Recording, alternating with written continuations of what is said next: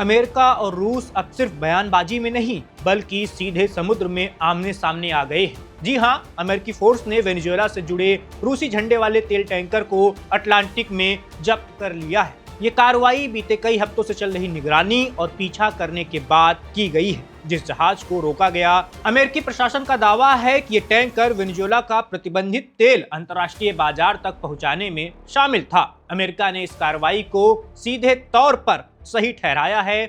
America ने साफ कर दिया है कि जो भी वेनेजुएला के तेल कारोबार में मदद करेगा उसके खिलाफ समुद्र में भी कार्रवाई करने से वो नहीं रुकेगा। लेकिन ये मामला यहीं खत्म नहीं होता, क्योंकि ये टैंकर रूस के झंडे के तहत रजिस्टर्ड था और उस पर रूस के नागरिक मौजूद थे क्रू के रूप में, यानी ये कोई युद्धपोत तो था नहीं। इसलिए अगर अमेरिका ने इसे जब्त कर लिया है तो रूस की प्रतिक्रिया आनी स्वाभाविक है और यहीं से मामला कूटनीति से सैन्य तनाव में बदल सकता है। अमेरिकी रक्षा मंत्री ने खुले तौर पर इस जब्ती पर बयान दिया और इसे अमेरिकी प्रतिबंध नीति की बड़ी सफलता बताया है। इसके तुरंत बाद रूस की तरफ से कड़ा रुख देखने को मिला है। रूसी मीडिया और आधिकारिक सूत्रों के मुताबिक रूस ने अपने नौसैनिक जहाज और पनडुब्बियां उसी समुद्री इलाके में सक्रिय कर दी हैं जहां अमेरिकी फोर्स पहले से मौजूद है। यानी पहली बार 21वीं सदी में अमेरिका और रूस और उन दोनों की नौसेनाएं एक ऑपरेशन जोन में सीधे आमने सामने खड़ी दिखाई दे रही हैं। अब वेनेजुएला इस पूरी कहानी का केंद्र बन गया है।